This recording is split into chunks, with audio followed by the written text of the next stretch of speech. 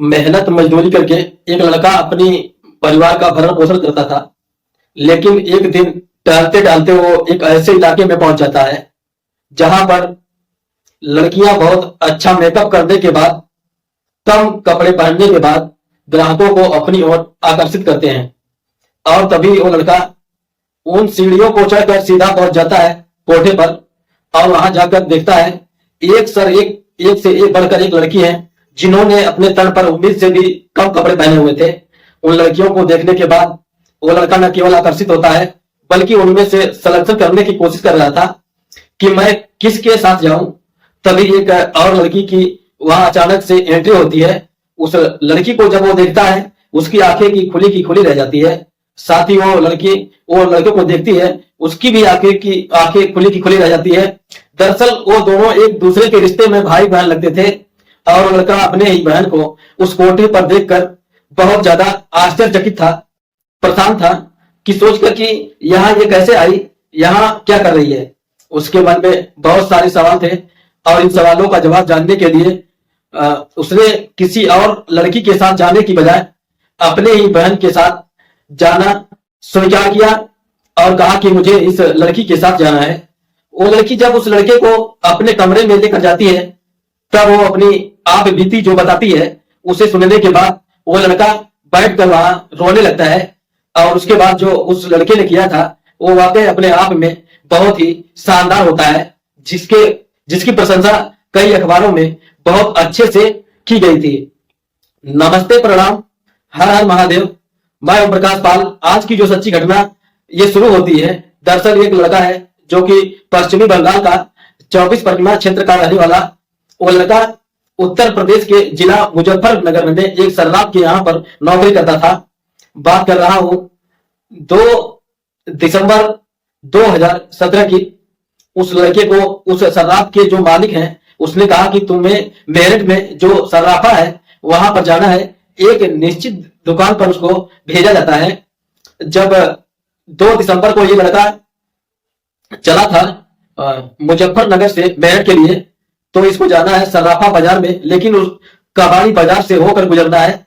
कबाड़ी बाजार red light area में आता है और जैसे ही उस रेड लाइट एरिया से गुजर रहा था उस लड़के की नजर जो उस दुकानों के ऊपर बने हुए मकानों पर पहुंचती है, वहां से झांकती हुई लड़कियों पर पहुंचती है। उन लड़कियों को देखकर वो बहुत ज्यादा आकर्षित होता है।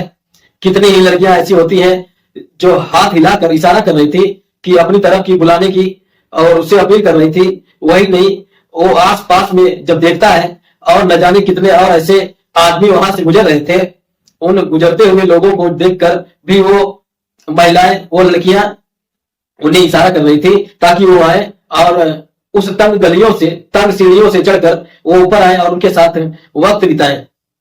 उस लड़के ने जब उसकी एक लड़की से नजर मिलती है, उस लड़की को देखकर वो लड़का थोड़ा परेशान सा हो जाता है और तभी वो लड़की एक पर्ची फेंक कर ऊपर से डाल देती है। और जैसे ही पर्ची डालती है तो उसमें लिखा हुआ था कि रात को 8 बजे तो मुझसे मिलने के लिए आना। यही बात सुनकर वो लड़का अब इंतजार कर रहा था, क्योंकि उससे उसको मालिक ने सर्राफा बाजार में किसी काम से भेजा था और उस काम को करने के बाद वो अपने मालिक से कहता है कि मालिक, मैं थोड़ा लेट हो जाऊंगा, इसलिए आज काम पर नहीं आ पाऊंगा, मैं कल आ जाऊंगा। इसका मालिक कहता है कोई बात नहीं है, तुम कल आ जाना। और रात 8 बजे होने का इंतजार कर रहा था और जैसे ही रात के 8 बजते हैं वो उसी कोठे पर, उसी सीढ़ी के पास खड़ा होकर जब वो ऊपर चढ़ता है, चढ़ने के बाद जब देखता है अंदर एक महिला है और वहां उस महिला के इर्द गिर्द कई सारे और लड़कियां हैं जो सुंदर सुंदर हैं, जिन्होंने उम्मीद से भी कम कपड़े पहने हुए थे। सभी लड़कियों ने मेकअप किया हुआ था और वो और भी ज्यादा खूबसूरत लग रही थी और उनकी कोशिश थी कि वो ग्राहक जो आ रहे थे उन ग्राहकों को रिझाने की कोशिश कर रहे थे। और तभी वो लड़की भी आती है जिस लड़की ने पर्ची बनाकर फेंकी थी और उसको रात के 8 बजे आने की बात कही थी। दरअसल वो लड़की भी तभी आ जाती है जब उस लड़की को देखने के बाद वो लड़का कहता है कि मुझे इसके साथ जाना है। दरअसल उस लड़की का नाम होता है सबीना।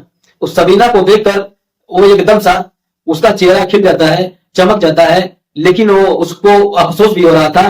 वो जो लड़की होती है सबीना, वो कोई और नहीं बल्कि उसके रिश्ते में लगने वाली बहन थी। वो लड़का ये नहीं जानता था कि सबीना यहाँ क्या कर रही है, सैकड़ों किलोमीटर दूर अपने गांव से यहाँ इस कोठे पर इन लोगों के साथ इन कपड़ों में, इस मेकअप में जो उसे देखता है तो उसकी भी इच्छा जग जाती है कि वो उसके पास जरूर जाए। और उस लड़की ने भी यही इच्छा जाहिर की थी कि तुम रात को 8 बजे जब आओगे तब मैं तुमसे इत्मीनान से बातें करूंगी। ठीक उसकी मांगी हुई जो रकम थी वो तय हो जाती है। वो लड़का जो कि अपने ही बहन के साथ उस कमरे में पहुंच जाता है और जैसे ही वो कमरे में जाता है उसकी बहन जोर जोर से ताकि उसकी आवाजें बाहर तक न जाए, इतनी जोर से वो रो रही थी और रो रोकर अपनी भाई से गले लग जाती है। कहती है कि भैया मैं बहुत ज्यादा परेशान हूं और मुझे यहाँ से निकाल लो, और 6.5 महीने से ज्यादा का वक्त हो चुका है और मेरा ये एक एक दिन एक एक पल कितनी परेशानी से गुजर रही है, मैं तुम्हें कुछ बता नहीं सकती। तभी वो कहता है कि तुम यहाँ आई तो आई कैसे? तभी वो कहती है कि भैया आने की जो मेन मुख्य वजह है वो कुछ और ही थी, और मैं घर से तो निकली थी स्कूल के लिए, पढ़ने के लिए, लेकिन मैं नहीं जानती थी कि एक कार आकर रुकती है। उस कार वाले ने मुझे अपने गाड़ी में जबरदस्ती बैठाया और नशा दिया, और जब नशा से आंखें खुलती है तो इसी कोठे पर आकर खुलती हैं। शुरू के 15 दिन तो बहुत ही बुरे, बहुत ही परेशानी वाली बीतते हैं, लेकिन उसके बाद इन्होंने जो मेरे साथ किया है वो शायद किसी भी बहन बेटी के साथ नहीं होना चाहिए। उस कोठे पर जो ग्राहक आते थे उन ग्राहकों को रिझाने के लिए वो लड़की हमेशा तैयार कर दी जाती थी और उनके साथ वो वक्त बिताती थी। जो ग्राहक आते थे, जो पैसे देते थे, उन पैसों से वो अपने पास भी कुछ थोड़े बहुत रह पाते होंगे, बाकी ज्यादातर पैसे वो उस मालकिन जो होती थी उस कोठे की वहां तक पहुंच जाती थी। अब यहाँ बातचीत का सिलसिला चल ही रहा था, लेकिन अचानक दरवाजा फिर से खुल जाता है, और दरवाजा जब खुलता है तो वो वाकई बहुत भयानक होता है। एक और लड़की की एंट्री उस कमरे में होती है, और जिस तरह से वो लड़की अपनी भाई के सामने बैठी हुई थी, कोई भी महिला, कोई भी लड़की ऐसे किसी ग्राहक के सामने बैठी ही नहीं सकती। दरअसल उसने पूरे कपड़े पहने हुए थे और अपने भाई को से बातचीत करते हुए, जब कपड़े पहने हुए थे उसने अपने तन को ढका हुआ था, और जो बैठने का उसका तरीका था, कोई भी लड़की अपने परिवार के साथ ही ऐसे बैठ सकती है। उस लड़की को, जो नई एक और लड़की आई थी, उसे समझने में जरा भी देर नहीं लगी, और उसने कहा कि कुछ न कुछ ऐसी बात है जो तुम मुझसे छिपाने की कोशिश कर रही हो। यदि तुमने ये बात मुझसे छिपाने की कोशिश की तो देख लेना, फिर ये बात मैं मालकिन तक पहुंचा दूंगी। लेकिन जब उसने बताया कि ये मेरा भाई है, मेरे गांव का है, और मैंने इस बताया कि ये मुझे बचाने के लिए यहाँ पर कोशिश करेगा, तभी उस लड़के ने उस लड़की को शांत किया और कहा कि तुम परेशान होने की जरूरत नहीं है, और मैं कुछ बेहतर करने की कोशिश करूंगा, तुम्हें यहाँ से निकालने की कोशिश करूंगा, लेकिन तुम्हें मेरा साथ देना होगा। और जैसा उन दोनों महिलाओं ने कोशिश की, ठीक वैसे ही कोशिश करने के बाद वो लड़का वहां से कुछ देर के बाद रुकता है, और रुकने के बाद यहाँ से निकल आता है। जिस दुकान पर वो दिन में गया था, उसी दुकान पर फिर एक बार जानने की कोशिश कर रहा था, क्योंकि जिस जगह पहुंचा था वहां से नौकर से उसकी जान पहचान थी। उस नौकर के पास जाता है, पूरी कहानी बताता है, कहता है कि भैया यहाँ पर मेरी बहन है, वो कोठे पर रेड लाइट एरिया में है, कई महीनों से फंसी हुई है, कितने ही ग्राहकों को वो शोभा बनती है, उसे बचाना है। तब वो लड़का उस लड़की को लेकर उस लड़के को लेकर सीधा पहुंचता है नजदीकी पुलिस स्टेशन, और वहां मिलती है एसएचओ रश्मि चौधरी, साथ ही डीएसपी संजीव, और उस जिले की उन दिनों कमान संभाली हुई थी मंजिल सेनिन्य। तभी आदेश दिया जाता है एंटी ह्यूमन ट्रैफिक यूनिट को, और यहाँ से एक टीम गठित की जाती है, और टीम गठित करने के बाद अब यहाँ पर रेड डाली जाती है। जब रेड पड़ती है, और रेड पड़ने के बाद कई सारी लड़कियां थी जो यहाँ से निकाली जाती हैं, और इन्हीं में से एक लड़की निकल कर आती है। उस लड़की ने जब एक पत्रकार होती है, उस पत्रकार को जब अपनी कहानी सुनाई, उस कहानी को सुनने के बाद शायद आप भी हैरान हो रह जाएंगे। लेकिन ये जो लड़की थी सबीना, उस सबीना ने जाकर अपनी पूरी कहानी बताई, किस किस तरह से उसके भाई ने उसकी जान बचाई। उसके बाद वो यहाँ से उस लड़के ने अपने गांव में फोन किया था, और उसके घर वाले, उसके परिवार वाले अपने बेटी को देखकर जोर जोर से रोने लगते हैं, बिलखने लगते हैं। और ये कहानी जब अखबारों के माध्यम से लोगों को पता चलती है, बाकी ये हैरानी ही होती है, लेकिन ये कहानी इसके बाद और शुरू होती है। वो कहानी भी कहीं ना कहीं परेशान करने वाली थी। दरअसल ये कहानी थी एक पश्चिमी बंगाल बांग्लादेश का एक जिला है बोगरा, और इसी जिले में एक लड़की होती है जिसका नाम होता है शकीला। दरअसल पहली लड़की का नाम भी काल्पनिक था और दूसरी लड़की का नाम भी काल्पनिक ही है, क्योंकि उनकी पहचान बताना उनके लिए सही नहीं होगा, उनके परिवार के लिए सही नहीं होगा। ये लड़की अपनी अपनी कुछ ही दिन पहले उसकी शादी हुई थी, उसको एक प्यारा सा बेटा भी था, और वो अपनी ही एक सहेली के साथ गई थी कहीं बाजार किसी काम से। और जब काम बाजार से वापस लौट रही थी, तब वो लड़की गलती से एक गलत गाड़ी में जाकर बैठ जाती है। और गलत गाड़ी में जाकर बैठ जाती है तो क्योंकि शाम का समय था, और वो गाड़ी जब उसके घर से, उस इलाके से कहीं दूर चली जाती है, तब उसे समझ में आता है कि वो कहीं दूसरे जगह पहुंच चुकी है। वहां से जब वो दूसरे जगह पहुंच जाती है, उस गाड़ी को छोड़कर वो उतर जाती है, अब पैदल ही सफर करने लगती है। तब तक काफी रात हो चुकी थी, जंगल का एरिया था। उस जंगल के एरिया में उसको एक व्यक्ति मिलता है, उससे बहन करके बात कर रहा था कि बहन, तुम यहाँ इस जंगल के इलाके में कर क्या रही हो, क्या बात है, तुम्हें यहाँ नहीं होना चाहिए था, ये इलाका बहुत ज्यादा खराब है, बहुत ज्यादा खतरनाक है। तभी वो लड़की कहती है कि भैया मैं करूं तो क्या करूं। वो कहता है कि परेशान मत हो, तुम मुझे अपना घर बताओ, अपना इलाका बताओ, मैं तुम्हें तुम्हारे घर तक छोड़ दूंगा। वो व्यक्ति उसको अपने साथ लेकर जाता है, और ले जाने के बाद वो उस रात का सफर करते करते उसने कुछ खाने का सामान दिया, और लड़की उस सामान खाते ही बेहोश हो जाती है। उसकी फिर आंखें नहीं खुलती। आंखें खुलती है तो अपना देश छोड़कर दूसरे देश यानी इंडिया पहुंच जाती है, और इंडिया में भी कोलकाता में रहती है। और कोलकाता में उसको लगातार एक ही घर के अंदर, एक ही कमरे के अंदर 3 दिन लगातार रखा जाता है। वहां खाने को कम मिलता था, और लाल रंग की गोलियां थी, वो नशे की गोलियां बहुत ज्यादा मिलती थी। वो लड़की समझ नहीं पा रही थी।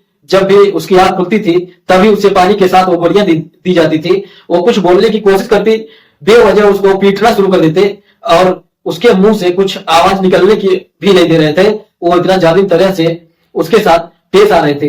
वो लड़की इतनी बुरी तरह से डर जाती है। उसको बताया जाता है कि अब तुम बांग्लादेश में नहीं हो, बल्कि इंडिया में हो। यदि तुमने यहां से भागने की कोशिश की तो पुलिस तुम्हें पकड़ लेगी, और पकड़ने के बाद दूसरे देश में बिना किसी पासवर्ड, बिना किसी वीजा के तुम्हें एंट्री करने में जेल हो जाएगी। हमेशा हमेशा के लिए तुम जेल में सड़ती रहोगी।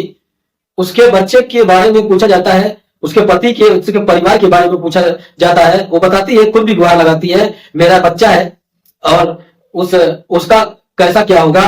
वो लड़की, उसका भी रो रो कर बुरा हाल था, लेकिन जब उसने सोचा कि यहाँ वो भागने की कोशिश करेगी, वाकई भारत की पुलिस उसे पकड़ लेगी। 3 दिन तक वो लड़की जब उसे ठीक से उनकी बात मानने लगती है, 3 दिन के बाद वो लड़की यहां से फिर पहुंच जाती है बंबई में। और बंबई में जाने के बाद जो उसके साथ होता है, उसकी उसने कल्पना नहीं की थी। अब यहाँ पर वो देखती है कि एक बाजार है, उस बाजार में एक नहीं सैकड़ों ऐसी लड़कियां हैं जिनके तन पर कपड़े कम होते थे, और कम कपड़ों होने की वजह से ही वो ग्राहकों को रिझाते थे, और ग्राहकों को रिझाने के वजह से ही उनको पैसे मिलते थे, और वो पैसे उस कोठे के मालिकों को जाता था। उसने अपनी आंखों से जो देखा, वो देखकर बहुत ज्यादा परेशान हो थी, क्योंकि उसने 15 दिन तक लगातार विरोध करती रही थी, और जितना विरोध करती थी उसको उतनी ही मार पड़ती थी। और जब वो मार पड़ती थी, साथ ही में उसको एक इंजेक्शन भी दिया जाता था, और वो इंजेक्शन ऐसा था जो हार्मोन को कुछ तब्दील करता था, और तब्दील करने के बाद ही उसके साथ फिर जो कुछ उसके शरीर में उत्तेजनाएं सी पैदा होती थी, तब उसका कुछ करने के लिए मन करता था। और यहीं से उसकी जिंदगी ऐसी करवट लेती है कि जिस दिन वो इंजेक्शन नहीं दिया जाता था, उसको लगता था बहुत ज्यादा बुरा। और बहुत शुरुआत में जो इंजेक्शन की तादाद लगातार दी जाती थी, उसके अंदर हार्मोन बदलते थे, और फिर उसको खुद ही पुरुषों से मिलने की इच्छाएं जागृत होती थी। वो अकेली लड़की नहीं थी। जिस कमरे में, छोटे से कमरे में रहती थी, वहां 10-20 लड़कियां इसी तरह से अलग अलग एरियो की होती थी। कोई पश्चिम बंगाल की है, कोई बिहार की है, कोई यूपी की है, तो कोई राजस्थान की है, तो कोई हरियाणा की है। इसी तरह से लड़कियां उन छोटी छोटे कमरों में एक भूसे की तरह भरी होती थी। हर लड़की को इंजेक्शन दिया जाता था, और इंजेक्शन देने के बाद फिर वो लड़की अपने काम में लगती थी। और काम भी ऐसा, उसको देखकर शायद सुनकर आपके भी रोंगटे खड़े हो जाएंगे। एक एक लड़की से सुबह 10 बजे से लेकर रात 11 बजे तक, तब कभी 80 लोग मिलते थे, कभी 100 लोग मिलते थे, कभी 130 लोग मिलते थे, कभी कभी संख्या कम रहती थी, कभी ज्यादा रहती थी। एक महिला अपने ही पुरुष के साथ, अपने ही पति के साथ जब शारीरिक संबंध बनाती है तो उसको लेकर भी कई बार वो परेशान हो जाती है। जरा सोच कर देखिए कि एक महिला एक साथ सुबह से लेकर शाम रात 11 बजे तक 100 से ज्यादा लोगों के साथ अगर शारीरिक संबंध बनाएगी तो उसकी हालत क्या हो जाएगी। उस लड़की ने लगभग यहाँ पर 3 महीने गुजारे जो मुंबई के अंदर, और यहाँ से उसको भेज दिया जाता है सीधा दिल्ली की तरफ। और दिल्ली में आती है जीबी रोड पर रेड लाइट एरिया में स्थिति और ज्यादा भयानक मिलती है। और यहाँ पर अलग अलग प्रदेश के, अलग अलग इलाकों के, अलग अलग शहरों की लड़कियां होती हैं जो कम उम्र की लड़कियां होती हैं। उन लड़कियों को लाल रंग की दवाइयों के साथ साथ हार्मोन की बदलने की इंजेक्शन को भी दिया जाता था। और उस लड़की ने यहाँ पर लगभग अब 6 महीने का वक्त गुजारा। और 6 महीने का वक्त गुजारने के बाद 3 महीने पहले ही आई हुई थी। उसका घर, उसका परिवार, उसने बिल्कुल उम्मीद छोड़ चुकी थी कि वो जहां है, जिस हालत में है, शायद कभी अपने घर नहीं जा पाएगी। ऐसे धीरे धीरे वक्त गुजरता है। हर दिन हर सैकड़ों की संख्या में ग्राहक आते थे, उन ग्राहकों को खुश करना पड़ता था। और जैसे तैसे उसका शरीर में बदलाव हो रहे थे, वैसे वैसे ग्राहक भी ज्यादा आते थे। और वक्त और जब आगे बढ़ता है तो लड़कियां भले ही चाहे खुश अंदर से है या नहीं है, लेकिन उन्हें जानबूझकर खुश करने की एक्टिंग भी करनी पड़ती थी। जीबी रोड से उसका ट्रांसफर हो जाता है मेरठ के रेड लाइट एरिया में, जो कि कबाड़ी बाजार के नाम से भी जाना जाता है। जो कि वो लड़की पहुंच जाती है कबाड़ी बाजार में। और कबाड़ी बाजार में जाने के बाद वहां उसकी मुलाकात होती है सबीना से। और सबीना की कहानी सुनने के बाद उसको भी लगा कि इस लड़की के साथ इतना गलत होता है, इतना बुरा होता है। लेकिन सबीना की समझदारी और सबीना की होशियारी ने न केवल खुद की जान बचाई, बल्कि ऐसे कई लड़कियों की उस कोठे से बाहर निकाला। और बाहर निकालने के बाद उस लड़की ने कभी सोचा नहीं था। फिर उसके बाद जब पुलिस की कार्रवाई होती है, पुलिस ने उस लड़की को भी उसके घर वालों तक पहुंचाने की पूरी कोशिश की। जब 1.5 साल के बाद वो लड़की अपने उस बेटे से मिलती है, और उस बेटे से मिलने के बाद जिससे बातचीत करने की कोशिश करती है, उसकी आंखों में खुशी के आंसुओं के अलावा और कुछ था ही नहीं। वो लड़की जब पत्रकारों से बातचीत करती है तो कहती है कि हर रेड लाइट एरिया में आने वाली हर लड़की की कहानी एक जैसी ही होती है। बस कोई घर से निकलती है तो अपना भविष्य बनाने के लिए, और कोई घर से निकलती है तो नौकरी पाने के लिए, कोई घर से निकलती है तो कुछ नया करने के लिए। लेकिन बाहर की दुनिया जो अच्छे लोग लगते हैं, उन्हें ऐसा लगता है कि बहुत ही समझदार, इतने अच्छे, वो पहले इतना अपना पन दिखाने की कोशिश करेंगे जैसे कि उस लड़की जो बांग्लादेश में उसके साथ होता है, उसके सामने जो लड़का मिलता है वो दिखाने की कोशिश कर रहा है जमाना बहुत खराब है और तुम इस तरह से रात में अंधेरे में ऐसे कैसे घूम रही हो, इसलिए तुम्हें मेरे साथ होना चाहिए, मैं तुम्हें तुम्हारे घर तक पहुंचा दूंगा। ऐसे ही ज्यादातर लड़कियां होती हैं जिनको बहुत ज्यादा प्यार दिखाकर, बहुत ज्यादा दोस्ती कर कर, आजकल सोशल मीडिया पर भी कुछ ऐसे ही चल रहा है, चाहे व्हाट्सएप के माध्यम से हो, चाहे सोशल मीडिया के माध्यम से हो, चैट के माध्यम से हो, ऐसे ही लड़कियों को जो कम उम्र की लड़कियां होती हैं उन्हें प्यार के झूठे के जाल में फंसाकर उन्हें इसी तरह से बेचकर ये लोग अपना धंधा चलाते हैं। ये बताया जाता है कि सर्वे के अनुसार भारत के अंदर लगभग 28 लाख लड़कियां ऐसी हैं जो वैश्यावृत्ति के अलग अलग धंधों में पड़ी हुई हैं। वो अपनी मर्जी से नहीं आई थी, लेकिन उनको जबरदस्ती इसमें डालकर फिर उनको गैर मर्जी को लेकर मर्जी में तब्दील कर दिया गया। दोस्तों, इस घटनाक्रम को सुनाने का उद्देश्य है किसी को परेशान करना नहीं, किसी का दिल दुखाना नहीं, बल्कि आपको जागरूक करना है, आपको सचेत करना है। और इसकी कहानी के लिए मैं स्पेशल रूप से धन्यवाद दूंगा अमर उजाला की डिम्पल्स रोही हैं, जो कि मेरिट यूनिट में काम करती हैं। उनके माध्यम से मुझे ये स्टोरियां पता चल सकी हैं और ये स्टोरी आपको उम्मीद करता हूं बहुत ज्यादा पसंद आई होगी। और जिस तरह से उस लड़के ने अपनी बहन को बचाया था वो वाकई अपने आप में काबिलियत तारीफ है। और मैं इसी के साथ जय हिंद, जय भारत।